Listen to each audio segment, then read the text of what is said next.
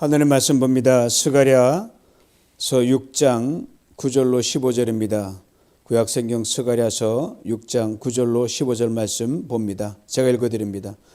여호와의 말씀이 내게 임하여 이르시되 사로잡힌 자 가운데 바벨론에서부터 돌아온 헬데와 도비아와 여다야가 스바냐의 아들 요시아의 집에 들어갔나니 너는 이날에 그 집에 들어가서 그들에게서 받되 은과 금을 받아 면류관을 만들어 요사닥의 아들 대제사장 여호수아의 머리에 씌우고 말하여 이르기를 만군의 여호와께서 같이 말씀하시되 보라 싹이라 이름하는 사람이 자기 곳에서 돋아나서 여호와의 전을 건축하리라.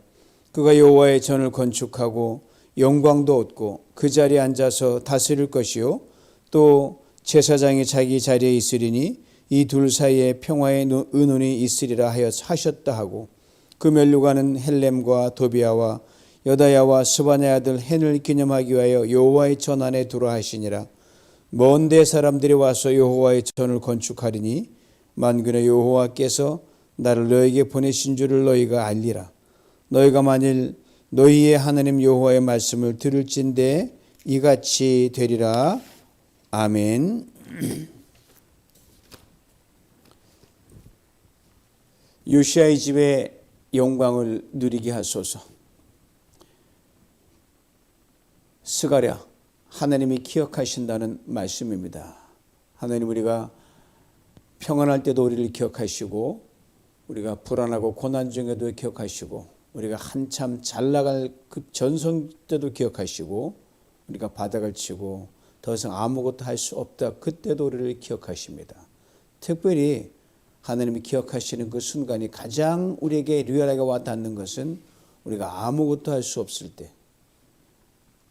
그라운드 제로일 때 하나님이 우리를 기억하시고 거기서 새 시작을 연다고 하는 그것을 기억하시는, 우리를 기억하시고 너로 하여금 다시 새 시작을 연다. 이게 스가랴서가 전해주는 큰 메시지, 굵직한 메시지 중에 하나입니다. 이걸 하기 위해서 하나님께서 스가랴에게 많은 환상을 보여주셨는데 8개의 환상을 보여주고 오늘 6장의 전반부의 스가랴가 마지막 보는 8번째 환상이 나오고 그 후에 이루어질 소망에 관한 굿뉴스를 하나님이 전해주십니다. 8번째 환상은 첫 번째 환상과 비슷합니다. 첫 번째 환상과 마지막 8번째 환상에 두 가지 공통점이 있는데요. 하나는 말이 4마리가 등장하는 게 똑같고요. 다른 하나는 이 4마리의 말은 다 하나님의 미션을 받고 세상 전체를 돌아다니는 하나님의 사자들을 말합니다. 가장 두드러진 차이는 뭐냐? 4마리도 비슷하고 하나님의 사명을 따라 움직이는 하나님의 사자 똑같은데 큰 차이가 있고요. 뭐냐면 첫 번째 환상, 하나님께서 눈 감아주시고 참아주심으로 인해 세상에 아무런 난리도 안 치고 큰 문제도 없이 고요하게 지나가는 것을 이 첫 번째 환상을 통해서 하나님이 말씀하십니다. 세상 나라들은 아무 일 없으니까 자기가 잘난 줄 알고 내 힘으로 그런 줄 알고 이렇게 얘기하는데 바로 인간 세상에서 있는 현세적 평안을 그 첫 번째 환상에 담아 놓으셨습니다. 그 첫 번째 환상은 하나님의 사자가 쭉 두루두 다니면서 돌아와서는 이렇게 보고를 하는 대목이 있어요. 우리가 보니 세상이 다 조용하고 평안합니다. 강한 자가 약한 자를 누리기에 약한 자에게는 고통과 눈물이 많지만 너무 눌리니까 소리 지를 수가 없어요. 엄청난 일이 눌림이 일어나는데 불안과 억울함이 막 불글불 끓는데 눌리니까 이 표현을 못하는 거예요. 그래서 마치 쥐죽은 듯 조용히 있는 것처럼 보이는 겁니다. 과거 로마가 정치, 군사, 경제, 사회적으로 아주 막강한 힘을 지니고 있을 때 그 힘을 이용해서 얼마 동안 세계를 평정한 적이 있어요. 그 로마라는 그쵸 힘으로 만드는 일시적인, 힘이 없어서 못 당하니까 아무 일 없었지 힘이 있어서 막 싸움하고 난리가 났을 거예요.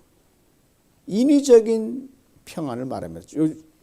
뭐 이렇게 말하죠. 팍스 로마나라고 그러잖아요. 힘에 의해서 이루어진 평화.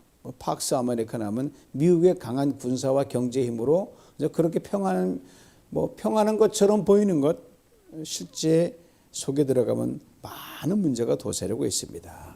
그 로마, 평생 갈 것 같은 로마, 결국은 막을 내리고 멸망하지 않습니까? 첫 번째 환상에 등장하는 네 마리의 말, 이것을 봅니다. 가만히 보니 힘 있는 자들이 약한 눌러가지고 그저 안 믿는 건 없는 것처럼 이렇게 포장을 씌워놓은 것뿐이에요. 반면에 오늘 등장하는 여덟 번째 환상은요, 하나님께서 다스리는 평안을 말합니다. 그러니까 최종적이면서도 궁극적이고 종말적인 평안입니다.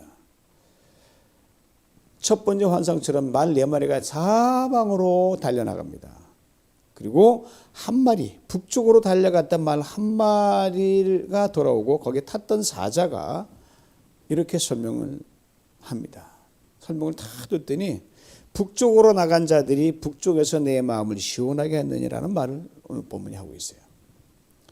아시는 구약성경 북쪽이라고 하면 이미지가 별로 좋지 않습니다. 종종 그 악이나 하나님의 대적들을 나타낼 때 이 방향성으로 북이라는 말을 씁니다.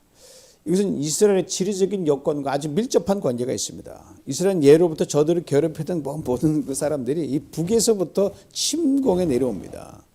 북쪽에는 이방 나라의 풍습도 따라 내려오고 종교도 따라 내려오고 우상 신도도 같이 덤으로 붙어서 내려와 가지고 보통 어지럽히는 게 아니에요.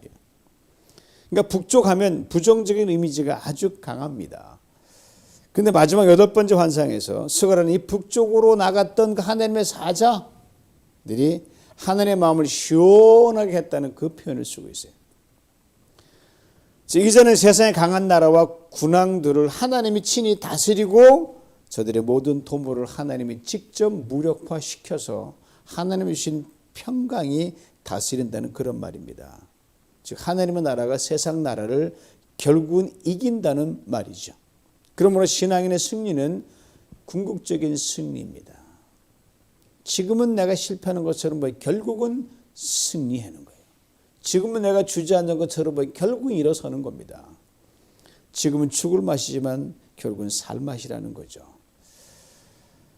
지금도 그렇지만 스가랴가 살고 있던 당시 이스라엘은 언제나 바람 앞에 등불이었습니다. 나라가 작잖아요. 게다가 나라가 남북으로 나뉘어져 점점 힘을 잃어갔습니다. 세상의 거대한 나라들이 파도처럼 큰 산처럼 저들을 덮쳤습니다. 비근한 예가 그로 나온 게 바빌론 대강대국으로 끌려간 바빌론 70년 포로 생활이었습니다. 북쪽에 강한 칼과 마병의 나라 바벨론을 하나님이 결국 무너뜨리셨습니다. 그리고 하나님께 이스라엘을 고향으로 돌아오게 하셨어요. 이제 당신의 백성들이 그 70년 포로 생활을 나 죽겠네라고 막 신음하고 고통하는 그 소리 대신에 고향으로 돌아오니 얼마나 좋아요. 전에 부르던 찬송을 부르게 되고 전에 있던 고향 말들어서 사람들이 화평하게 지내니까 하나님이 그 소리를 들으셨거든요. 하나님 마음이 흡족하고 시원하다고 오늘 본문은 말을 해줍니다. 물론 이스라엘 민족이 바벨론 포로로 잡혀간 것은 저들의 죄 하늘을 찌를 듯이 높았기 때문에 또 그것이 한두 번에 그친 게 아니라 지속적으로 이어졌기 때문에 그로 인한 결과물이죠. 그럼에도 불구하고 하나님은요 그냥 그 내버려두지 않으시고 자기 백성들의 죄로 인한 결과 그 때문에 많이 고통을 당했지만 하나님은 그냥 고통만 두지 아니하시고 마음 아파하셨습니다. 이런 찬송가에 이런 가사가 있잖아요. 때리시고 어루만지고 또 위로해 주시는 우리 하나님, 물론 자식 사랑하기 때문에 야단을 치시죠. 야단 맞고 그냥 기회를 주지 않으시는 게 아니라 또다시 위로해 주시고 다음부터 잘해라. 또 몇 번이고 찬스를 주시는 하나님이십니다. 당시 이스라엘 백성들에게 그렇게 하셨어요. 바로 이 대목에서 우리가 잊지 말아야 할 것은 바로 이겁니다. 하나님께서는 북쪽에 우리가 늘 염려되고 우리를 근심케 하고 우리를 항상 괴롭히는 그 북쪽에 하나님이 언제나 당신의 은혜를 숨겨두신다는 거예요. 참 놀랍습니다. 말씀드렸듯이 죄와 불의의 상징인 북쪽이 때로는 그토록 강해 보여도 하나님께서는 그 속에서 당신의 평안을 준비하십니다. 잠시 우리가 불순종해서 죄에 걸려가지고 힘들었지만 상황 정리하 다시 평강을 주시는 거죠. 그래서 여러분 때때로 세상 살다 보면 세상이 망할 것 같은 그런 소리들이 많이 들어와요. 험하게 돌아갈 때가 있어요. 그러나 결국은 하나님께서 결국은 인간의 모든 세상의 일들을 당신의 주도적인 그 평안의 길로 아주 기이하게 이끌어 가십니다. 그러면 우리 신앙인은요, 언제나 긍정을 품고 살아야 합니다. 그냥 잘 될 거야. 내가 그냥 마음의 평안이 아니라 하나님께서 그리하심을 과거도 그랬고 지금도 믿고 앞으로 그리하실 길 알기에 그걸 믿고 우리는 오케이, 마음의 불안함을 떨쳐버릴 수 있는 겁니다. 신앙에는 긍정, 단순한 긍정이 아니에요. 절대 긍정입니다. 하나님으로 인해 나오기 때문에. 로마서 5장 20절에 이런 말씀이 있습니다. 그러나 죄가 많은 곳에 은혜가 더욱 넘치게 되었습니다. 이 말씀 오늘 본문과 연관시켜만 적용해 봅니다. 인간의 역사는 북풍의 역사입니다.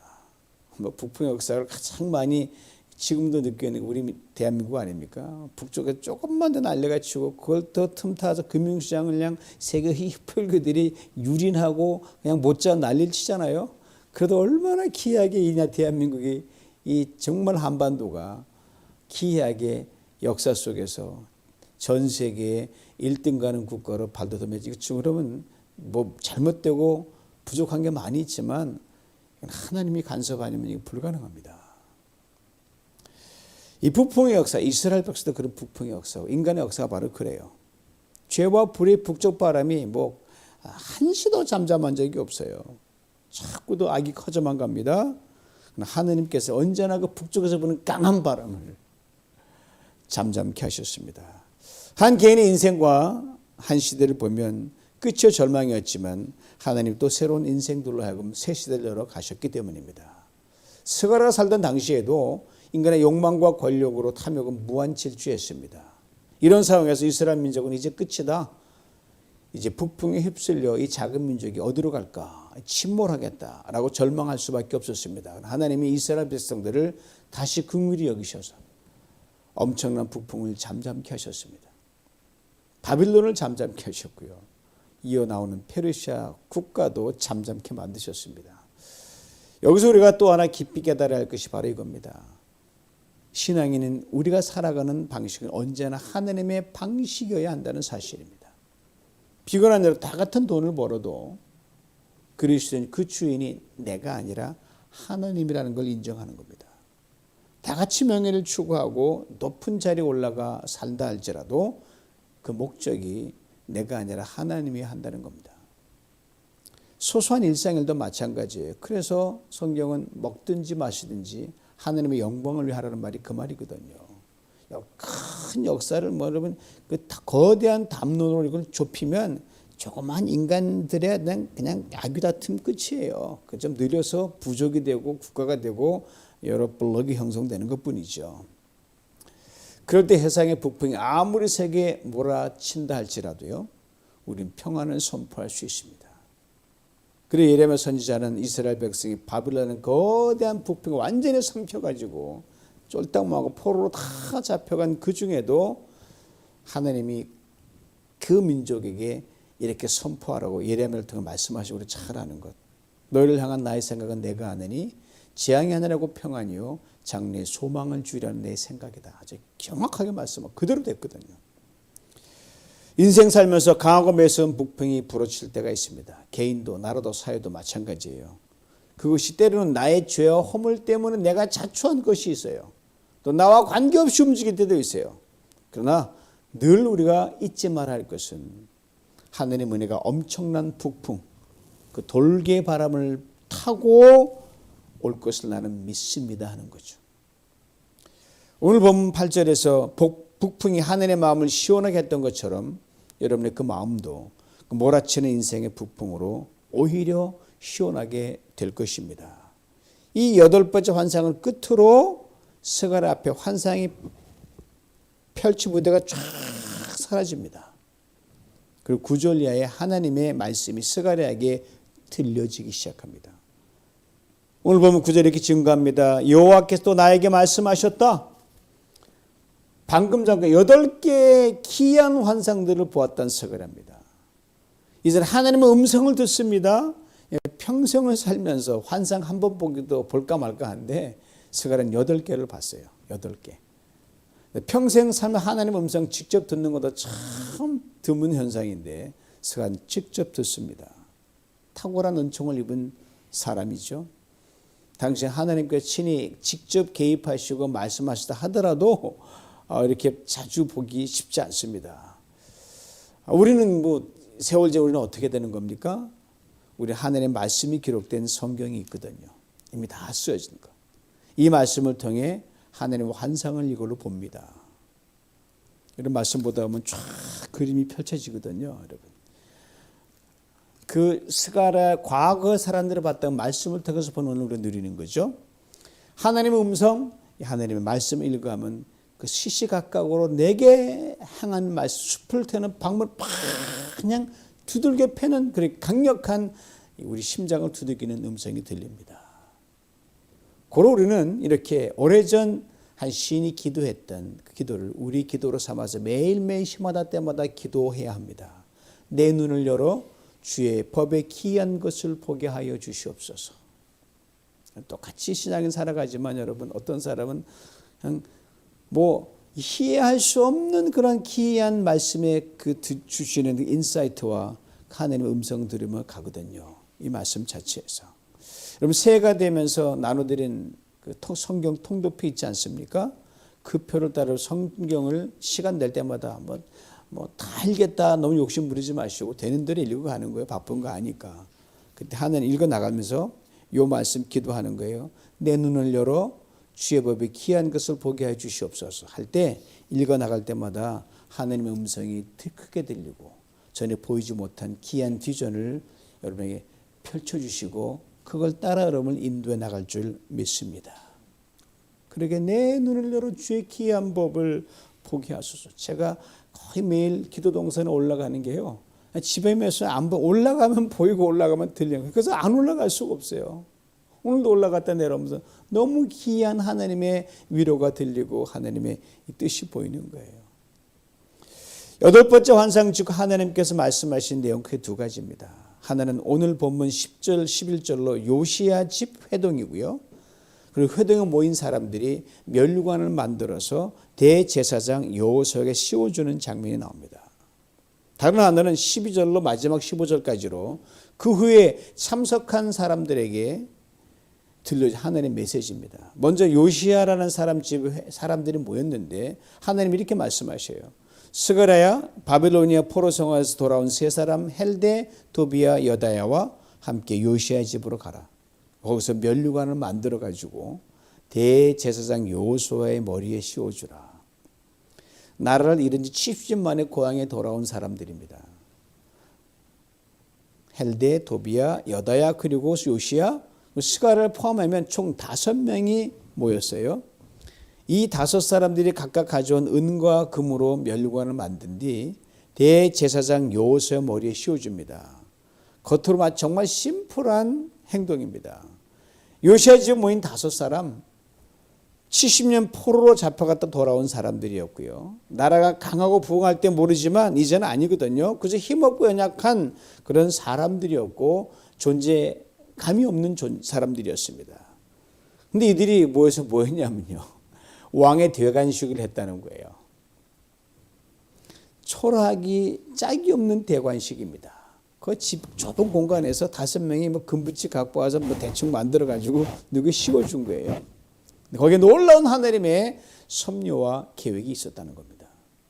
아시는 면류관에 씌운다는 것은 임금과 왕을 세운다는 겁니다. 당시 이스라엘은 명실상부한 왕이 없었고요. 나라가 망했기 때문입니다. 포로가 되었다가 돌아온 백성들과 살아남은 왕족과 리더들 뿐이었어요. 그런데 하나님께서 요시야의 집에 모인 사람들로 하여금 여호수아에게 면류관에 씌워지는 그 순간에 다시 말씀을 들려주십니다. 그냥 일상적인 말씀이 아니라 5가지 예언이 담긴 말씀이었어요. 첫째, 싹, 순이라 그러죠. 순이란 싹이라 이름하는 사람을 그 말씀하셨어요. 싹, 푸릇푸릇 새롭게 돋아나는 싹입니다. 즉 새로운 시작을 열겠다는 거예요.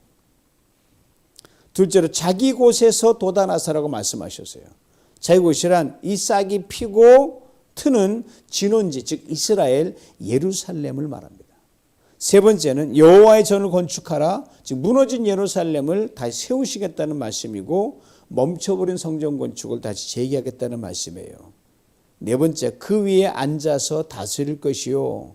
첫 번째 예언의 말씀을 구체적으로 설명합니다. 새 왕을 일으켜 세워서 당신의 백성들을 다스리겠다는 겁니다. 그리고 다섯 번째, 제사장이 자기 위에 앉게 하겠다.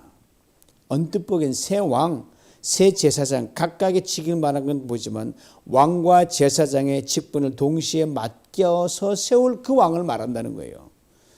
이스라엘은 오래전 정치와 종교의 분리가 오래전부터 정치와 종교 분리되어 왔습니다. 재정 분리의 원칙으로 쭉 돌아왔어요. 백성을 다스리는 왕이 따로 있었고요. 제사, 즉 예배를 주장하는 제사장이 있었고요. 하나님의 말씀을 들려주는 선지자, 이 세 사람, 왕, 제사장, 선지자, 이 세 명의 지도자들이 각각 각 시대마다 있었어요. 그런데 오늘 본문의 예언의 말씀은 이 세 지도자들이 한 사람에 의해서 수행되는 걸 말하고 있습니다. 왕도 되고 제사장도 되고 그 다음에 선지자도 되고, 이것을 바로 새로 돋아나게 할 싹이 그런 기능을 하겠다 이렇게 말씀하셨어요. 이런 사람 세상에 존재하지 않아요. 독재자만 가능합니다. 정상적으로는 이거 할 수가 없어요. 분리가 돼야 되니까. 그러니까 진정한 싹은 오직 하나님이 보내실 왕 메시아밖에 없다는 거예요. 이를 위해 당시 요시아의 집에서 이 싹을 준비하기 위해 상징적 여호수아에게 5명의 사람이 만들어준 면류관을 씌워주는 것을 예표하셔서, 그러고 나서 그런 이 면류관 잘 보관하라 말씀하셨어요. 그리고 성전 건축이 재개되고 완성이 되고 400년 동안 여호수아가 썼던 면류관이 성전에 그대로 남아 있는데 이후 없어지고 맙니다. 이게 바로 뭐냐? 장차 메시아로 오실 예수 그리스도의 머리 위에 씌워지는 면류관 상징이었습니다. 이 약속과 함께도 이렇게 말씀하셨습니다. 먼데 사람들이 와서 여호와의 전을 건축하게 될 것이다. 먼데 사람 누군지 말씀하지 않았지만 세월이 흘러서 예수 그리스도 통해 다시 세워질 하나님의 나라와 교회를 말합니다. 저는 1년의 예언의 말씀을 대하면서 이런 궁금증이 하나 생겨요. 그때 요시아의 집에서 면류관 의식을 행했던 그 5명의 사람들이 장차 이루어질 엄청난 하나님의 교회가 하나 알고 있었을까? 전혀 몰랐죠. 다만 하나님이 말씀하신 대로 순종했을 뿐입니다. 이게 뭐 하는 건지 몰랐을 거예요. 스가랴 당시와 우리와는 지금 2500년의 시간 차이가 납니다. 오늘 사는 우리들은 이 모든 약속이 성취된 걸 보고 있거든요. 예수님이 오셨죠. 예수님이 왕이 되고 제사장이 되고 선지자 되고 이 3대 직분을 다 완벽한 왕으로 되셨거든요. 그렇다면 이 말씀이 오늘을 사는 이 오래전에 그 구약의 말씀이 오늘을 사는 우리에게 던지는 메시지가 뭐냐. 이게 굉장히 중요한 거예요, 여러분.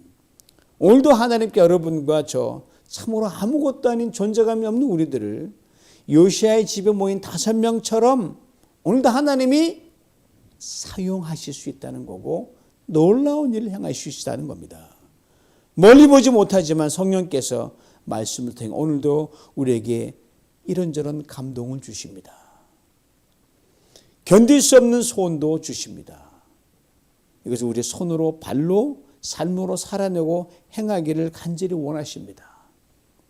이를 위해 우리는 하나님의 말씀을 늘 가까이 하는 습관이 있어야 되고요. 또 기도의 무릎을 꿇어야 하고요. 장차 우리가 알지 못하는 그 놀라운 행하시는 하나님, 우리를 도구로 사용하심을 믿고 늘 감사와 찬양을 끊이지 않는 이 거룩한 습관을 계속 생활해야 됩니다. 뭐 내가 이거 해서 뭐 되나? 물론 그때 요시아 집에 모인 5명도 그렇게 생각했었어요. 후운 먼 날 기이한 일을 행하셨거든요.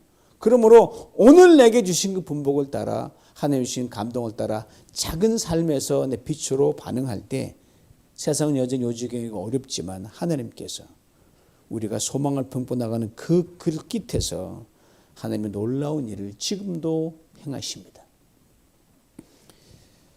하나님께서 우리와 우리의 자녀들을 요시아처럼 사용하실 줄 믿고 우리의 가정을 요시아 가정처럼 사용할 줄 저는 분명히 믿습니다. 우리 뉴비전 교회를 요시아의 교회처럼 사용하셔서 영광은 하나님께 돌리는 그러한 가정과 개인과 교회와 성도, 면류관을 주님께 드리는 그러한 개인과 가정과 교회와 성도, 그리고 귀한 복을 반드시 누리게 할 줄 믿습니다. 여러분 잠깐 돌아가면 먼데 사람들이 와서 여호와의 전을 건축하게 될 것이다. 우리가 광야 15년 쫙 지나온 정말 힘든 시절 많이 겪은 우리 공동체 아닙니까? 그때는 우리가 이 15년 뒤에 여기 올 것이다. 앞으로 어떻게 될 거야 상상을 못했어요. 지금 보니 피스가 좀 맞아떨어져. 그때 눈물로 기도하고 무릎으로 왔던 그 세월이 오늘 포톨라 성전 하나님의 거대한 큰 그림 중에 큰 피스를 이루고 계신다는 것을 매주 보고 있고 하나님 역사하시는 볼 때 하나님 결코 실수함이 없고 결코 우리의 작은 모임을 호리하지 않고 다 기억하시면서 오늘도 위대한 역사 이루시는 놀라운 하나님이십니다. 그리고 우리에게 잘했다 칭찬해 주시고 우리에게 또한 하나님께서 높여주시고 우리의 머리에 맞는 또 하나의 면류관을 씌우면서 또 우리를 또 다른 하나님의 비전으로 향하여 몰아내시면서 가라 평안을 주라 이렇게 하나님이 말씀하시는 거 아니겠습니까? 그 역사를 여러분과 저 이 포톨라 성전에 이루시면서 또 이후에 어떤 시대 모르지만 15년 전과 지금 엄청난 일을 이루고 있거든요. 그래서 요시아 집의 영광은 오늘도 여러분과 누리면서 기뻐하고 하나님 주신 족을 다 받아 누리시기를 주님의 이름으로 축원합니다. 하나님 아버지 감사합니다. 2000년 전에 역사적 그 사건 속에서 그들은 아무것도 몰랐지만 그들이 죽고 난 후대에 주님이 오셔서 이 땅에 진정한 평화를 이루시고 하나님 나라 이루신 것을 봅니다. 이제 하나님 우리는 모든 걸 다 이루어진 성취와 은혜의 시대에 살아가는 우리들 전능하신 하나님 하나님께서 그들을 사용하신 그 놀라운 그 성청과 경륜 가운데 우리도 요시아에 모인 참으로 존재감이 없는 그런 사람들이지만 우리 뉴비전 공동체도 하나님 15년 전에 일을 시작하셨을 때 여기까지 와서 하나님 귀한 역사 우리는 예측하지 못했지만 와 보니 순종하니 하나님 이루신 걸 봅니다. 하나님 다시금 우리의 기도의 무릎을 다 굳게 세웁니다. 허리띠를 돌려맵니다. 주님 여기서 이루신 놀라운 역사를 보면서 구원의 역사 하나님의 생명의 역사를 보는 우리 뉴비전 공동체 될 수 있도록 축복하여 주시옵소서. 예수님의 이름으로 기도하옵나이다. 아멘.